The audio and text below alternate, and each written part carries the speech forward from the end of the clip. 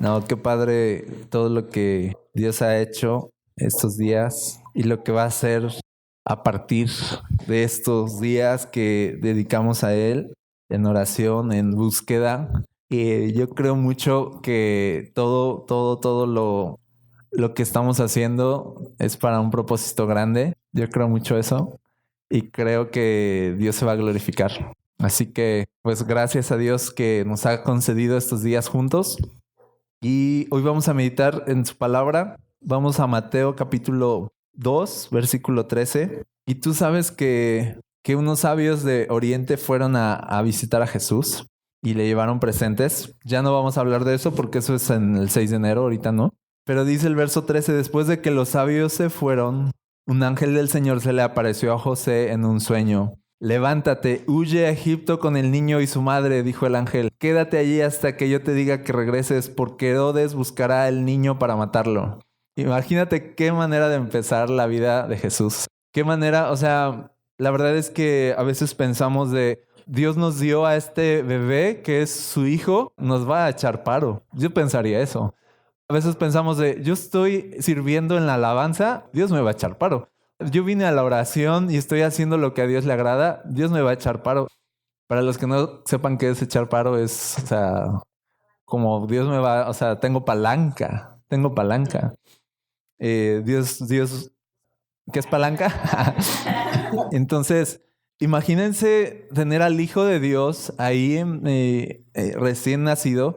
La verdad es que podemos pensar así de, se nos va a abrir las puertas. Todo Dios nos va a ir delante de nosotros y pisoteando a nuestros enemigos. Tú puedes pensar, a veces pensamos eso como cristianos y no nos esperamos que justo Dios entregando en nuestras manos sus propósitos, estén seguidos sus propósitos de persecución, por ejemplo, estén seguidos sus propósitos de sufrimiento, estén seguidos sus propósitos de peligro. Tú ves a la iglesia y tú ves que Dios les entrega un propósito de predicar el evangelio y seguido de que les dé el Espíritu Santo, también les da persecución. Viene en el paquete, ¿te das cuenta? Jesús mismo, el Hijo de Dios, apenas está tocando tierra, apenas está dando sus primeros respiros en este planeta y ya lo quieren matar. ¿Te das cuenta? El sufrimiento y el dolor y la persecución y los peligros son parte, lo hemos estado entendiendo, son parte de los propósitos de Dios. Fíjate cómo dice: esa noche José salió para Egipto con el niño y con María su madre y se quedaron allí hasta la muerte de Herodes. Fíjate las siguientes palabras. Así se cumplió lo que el Señor había dicho por medio del profeta: de Egipto llamé a mi hijo. Estas palabras son muy importantes. Así se cumplió. De esto así tenía que pasar. ¿Sí? Teníamos que salir huyendo. Tenía que ser así. Tenían que buscar a Jesús para matarlo. Esto tenía que ser así. Así se cumplió lo que Dios había predestinado, lo que Dios había dicho que sucedería. Así se cumplió con sufrimiento. Sufrimiento no es del diablo, ¿ok? Sufrimiento es el cumplimiento de la voluntad de Dios. Así se cumplió. Y dice, verso 16, cuando Herodes se dio cuenta de que los sabios se habían burlado de él, se puso furioso. Entonces, basado en lo que dijeron los sabios sobre la primera aparición de la estrella, Herodes envió soldados para matar a todos los niños que vivieran en Belén y en sus alrededores y que tuvieran 2 años o menos. Verso 17, esta acción brutal cumplió lo que Dios había anunciado por medio del profeta Jeremías. En Ramá se oyó una voz, llanto y gran lamento. Raquel llora por sus hijos, se niega a que la consuelen porque están muertos. Y otra vez esta palabra se cumplió así lo que Dios había dicho. Este acto tan brutal, esta tragedia, dice, ya estaba dicha. Así se cumplió lo que Dios había dicho que pasaría. Cuando Dios nos dice, lo que acaba de suceder tan trágico en tu vida es parte de es parte de algo sí, que yo he trazado. No es para que pensemos de Dios es malo, sino para que pensemos de Dios es bueno. O sea, Dios es bueno porque todas las cosas tienen un propósito bueno. Todas las cosas. Ahora, de eso a entender a Dios y cómo opera Dios es otro rollo. La verdad es que nos aventuraríamos a una búsqueda de tratar de entender este tipo de cosas y yo sé que esto les puede a muchos de cómo Dios permitió que niños menores de 2 años, ellos, qué culpa, ¿no? Y pensamos todas estas cosas, ¿no? Pero al final Dios está diciendo de eso que pasó no fue de que yo me dormí, no fue de que me distraje, no fue como que me ganó el diablo, ¿sí me explico? Sino eso que pasó, no te preocupes. Así tenía que pasar. Hay muchas cosas en tu vida que tú no quisieras que pasaran, que hubieran pasado, ¿sí o no? Hay muchas cosas que tú dijeras, que tú pensaras, esto, o sea, esto estuvo mal. Es como que, o sea, se salió, esto estuvo, ojalá nunca hubiera pasado. Y dice la Biblia, no, así se cumplió lo que Dios quería hacer. ¿Sí? ¿Lo puedes ver?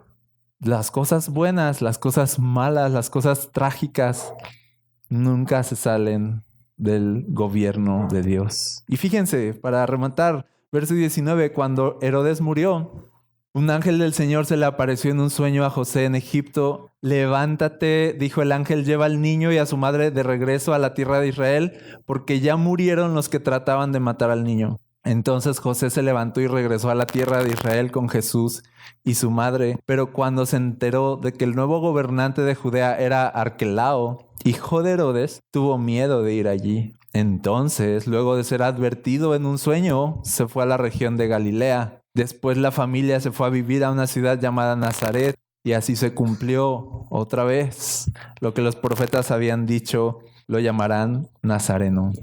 Otra vez regresa, ahora se van, dice, ya vamos de regreso, tuvo miedo y entonces otra vez advertido por un ángel así de, ¿sabes qué? Mejor aquí no, mejor, y entonces se van a Galilea y todo para que se cumpliera otra vez la palabra de Dios. O sea, hasta en dónde iba a vivir Jesús, en dónde iba a nacer Jesús, en dónde iba a crecer Jesús, todo estaba fijado por Dios. Lo que parece nada más circunstancias aisladas, en realidad eran sucesos del plan divino.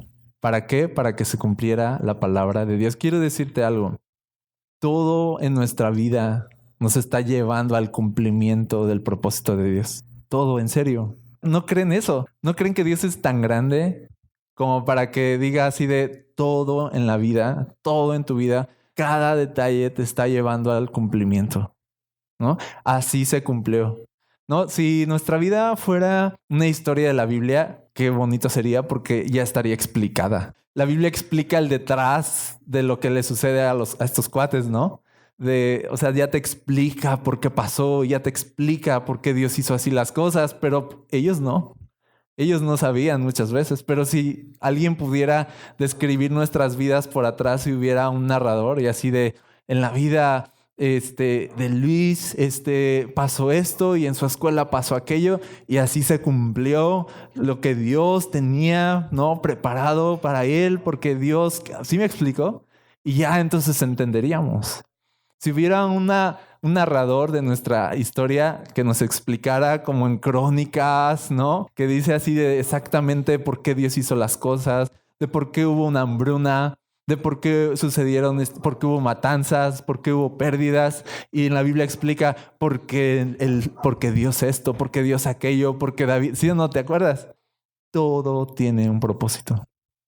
Si algo hace la Biblia es mostrarnos que cada historia, o sea, que sucedió, cada personaje, cada vida estaba orquestada por los propósitos de Dios. ¿Sí lo puedes ver? Y es que eso nos tiene que dar cierto descanso. Si Jesús, el Hijo de Dios, estuvo en persecución siendo bebé, ¿no? Si Jesús, el Hijo de Dios, pasó peligros apenas acabó de nacer, o sea, ¿qué podemos esperar nosotros? ¿Sale? Podemos esperar que vamos a sufrir también. Jesús dijo, en el mundo tendrán aflicción. Ahora, el asunto que hoy quiero hablar contigo unos minutos es mostrarte cómo los sufrimientos tienen propósito. ¿Sale? Que sufrimiento es propósito. ¿Va? Y lo vamos a ver rápidamente en 2 Corintios, capítulo 1, versículo 3. Esta serie le pusimos Jesús aquí. Y si algo nos mostró el hecho de que Jesús estuviera aquí en carne, si algo nos mostró el Hijo de Dios con su vida, es a sufrir. Si algo nos enseñó Jesús, es a sufrir. O sea, dice él, experimentado en quebranto, varón de dolores. Si tú le quieres platicar a Dios cuánto te duele, Él lo entiende perfectamente. Si tú le quieres llorar a Dios por cuánto estás sufriendo, Él pasó exactamente lo mismo. Si alguien sufrió, fue Jesús. Pero si alguien nos enseñó que el sufrimiento tiene grandes propósitos, también fue Jesús. Que el sufrimiento no es en vano, ese fue Jesús. Y fíjense, en 2 Corintios nos habla de cómo el sufrimiento no es en vano. Dice: toda la alabanza sea para Dios, el Padre de nuestro Señor Jesucristo.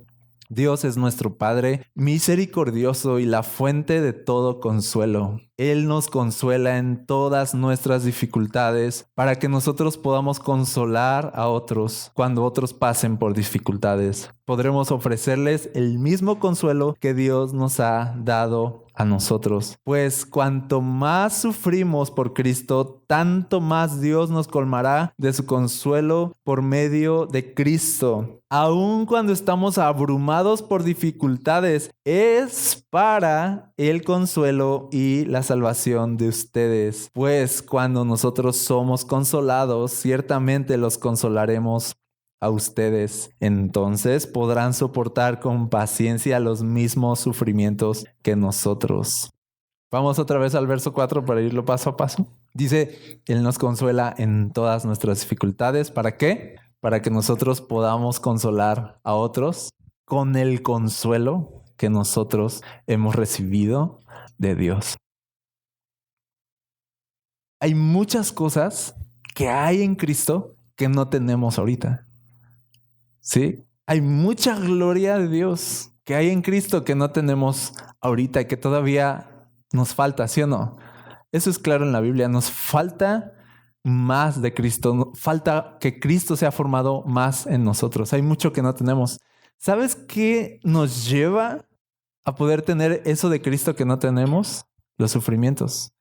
Miren, dice, sufrimos y entonces ¿qué? Buscamos, ¿no? Buscamos, nos refugiamos, lloramos, oramos, nos dolemos, estamos en el lugar específico donde Dios nos quiere, en el lugar donde pedimos su ayuda, en el lugar donde el dolor nos lleva a clamar y donde entonces Dios ¿qué va a enviar? Dice consuelo. ¿Qué es consuelo? No es una palmadita, créanme que Jesús no consuela con palmaditas y nos dice así de ya. O sea, eso no. Consuelo es de en medio de tu dolor, aquí estoy. En medio de tu dolor, aquí está mi gloria. ¿Sí? En medio de tu dolor, aquí está mi amistad. Ese es el consuelo de Jesús. No es de ya, va a pasar tranquilo. No. Olviden eso. O sea, Jesús consolando es Jesús diciendo aquí estoy.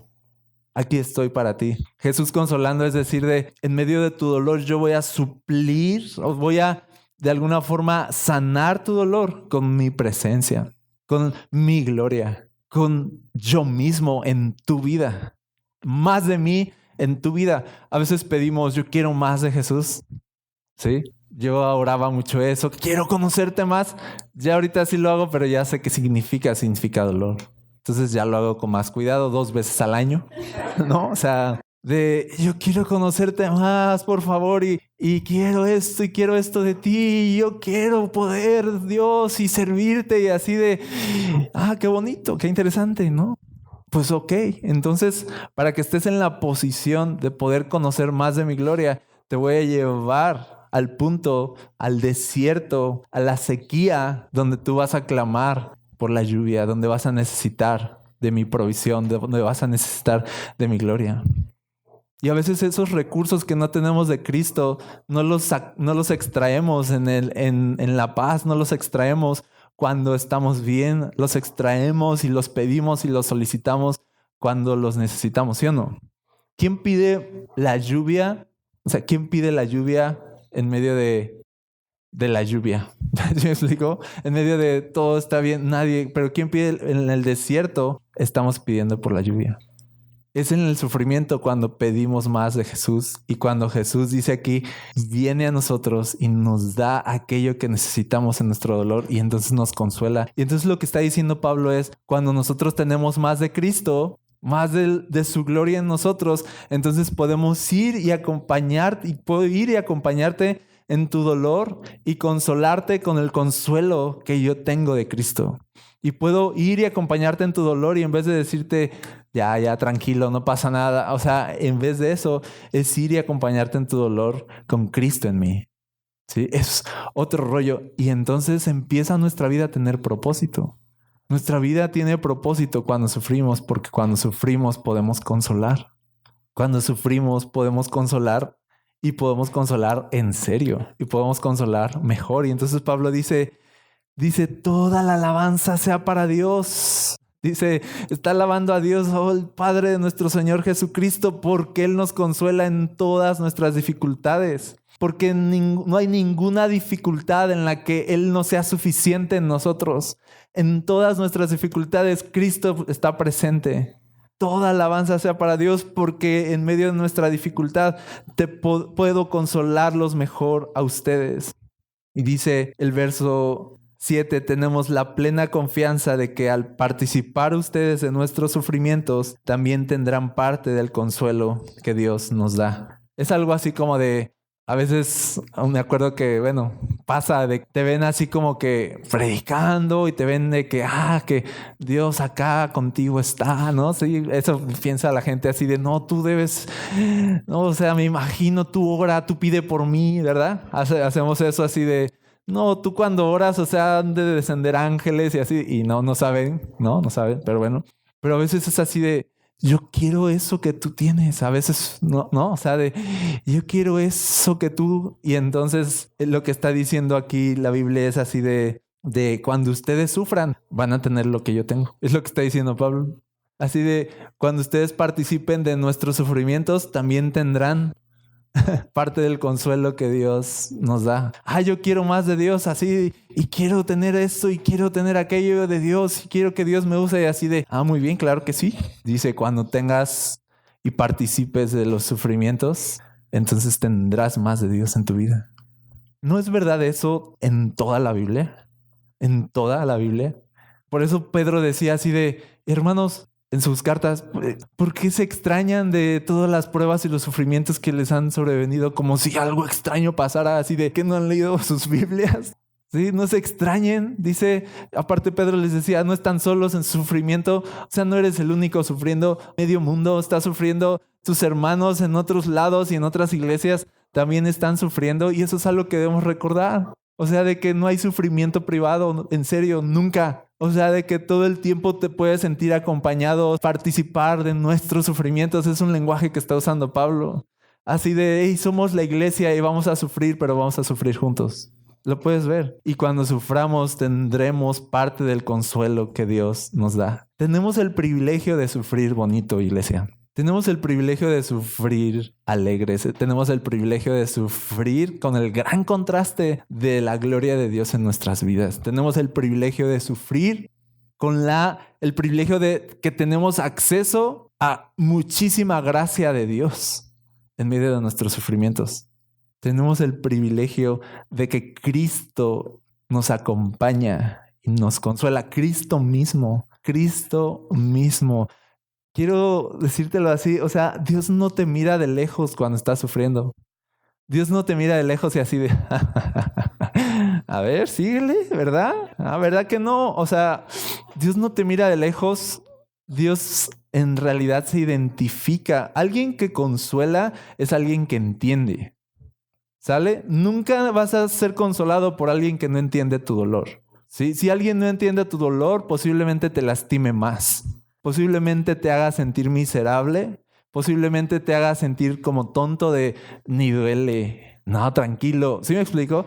No sabe consolar a alguien que no ha sufrido.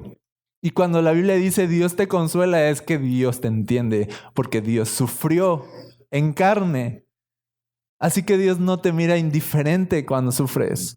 Dios no mira tus lágrimas y dice, no es para tanto, ya bájale. O sea, Dios te consuela porque Dios sabe cómo se siente exactamente. Y entonces podemos llorar bonito. ¿Sí me explico? O sea, podemos llorar y saber de, hey, Jesús me entiende, Jesús me consuela porque me entiende. Jesús está conmigo en mis sufrimientos. Jesús nunca va a rechazar al quebrado. Jesús nunca va a despachar al que está quebrantado. ¿No dice la Biblia eso? Que Él está bien cerquita de los que están quebrados. Está cerca y no solo eso, dice, y escucha su clamor y escucha sus oraciones. ¿No dice la Biblia que Dios está y aboga y se presenta a defender a los que claman, a los que sufren, a los que lloran? Dios no es indiferente al dolor. Dios consuela en el dolor porque Él mismo sufrió y entonces sabe consolar. Ahora, ¿quieres ser como Jesús? Tienes que aprender a consolar. Y para que sepas consolar, necesitas sufrir. Y dice Pablo yo ya estoy en eso. Ya estamos en eso, ¿no? Ya estamos aprendiendo a consolar más bonito porque hemos sufrido tanto y Dios nos ha consolado tanto que ahora sabemos comprender cuando otros sufren y lo sabemos consolar bien bonito también. ¿Quieres ser como Jesús? Tenemos que aprender a consolar. Tenemos que aprender a comprender el dolor de los demás. Y si algo nos debe distinguir como cristianos es, yo entiendo tu dolor. Yo entiendo lo que estás pasando. Ahorita hablábamos en las conversaciones acerca de el sacerdote Elí. Cuando Ana llega toda rota, devastada, harta de ser esta mujer, ¿no? Que tiene esta afrenta de no tener un hijo y ya llega, dice, a derramar su corazón. ¿Te acuerdas? Y dice que ni podía articular, o sea, solo movía sus labios y lloraba y derramaba su alma. ¿Y qué dijo Elí? Le dijo así de, saquen a esta borracha de aquí. O sea, estoy parafraseando. Mujer, ¿cuántas te tomaste? Le dijo algo así. Y Ana así de, no, aguanta. O sea, no me tomé ni una. No tomé vino y le dice ni nada más fuerte. Es que estoy destrozada. Es que el dolor me hace orar así. Es que estoy derramando mi alma delante de Dios. Y en ese caso, a veces podemos ser como Elí, que no captamos el dolor de los demás e interpretamos el dolor de los demás de manera incorrecta, porque no hemos pasado por ahí. Te voy a decir algo. Si alguien está destrozado y a ti te parece poca cosa, mejor guarda silencio. Sale y aléjate. Aléjate en serio. Lo más que puedas. En serio. Si no ayudas, no estorbes. Estoy así de... O sea, aléjate. Porque puedes lastimar más. Porque entonces el dolor de Ana era algo que Elí no comprendía. Y entonces la calificó de borracha. Estás borracha. Pero ¿qué tal cuando ya pasas por ahí y ves eso? Dices, ves así a alguien actuando como borracho mientras ora y dices así de, yo pasé por ahí. Te entiendo, no estás borracha, ya sé lo que pasó, ya sé lo que estás pasando. Sí, hay un dolor en tu corazón, te entiendo. Y si algo nos hace ser personas de consolación, es atravesar dolor para entonces ser consolados por Dios. Bien bonito, bien padre. Y entonces nuestra vida empieza a tener propósito. ¿Qué mejor propósito en un mundo lleno de sufrimiento que ser personas que saben consolar? ¿Sí o no? ¿Qué mejor propósito? En un mundo lleno de dolor, ser personas que saben aliviar el dolor, que saben decir las palabras. ¿Saben? A mí me pasa, la verdad es que nunca he perdido a alguien, nunca se ha muerto alguien muy cercano a mí. ¿Sí me explico? En toda mi vida. Tengo 33 años sin ir a un funeral de alguien muy cercano. Entonces no tengo idea de cómo se siente. En serio, si yo he ido a un funeral de alguno de ustedes, perdónenme. Soy una papa enterrada en esto. No sé qué decir, no sé cómo se siente. En serio, en serio. pero sé que un día sabré, ¿sí o no? Sé que un día lo sabré, la neta, y va a ser feo, pero va a estar lleno de propósito poder un día entender mejor lo que es un funeral. Y voy a estar en una mejor disposición de poder consolar a los que lloran por una pérdida.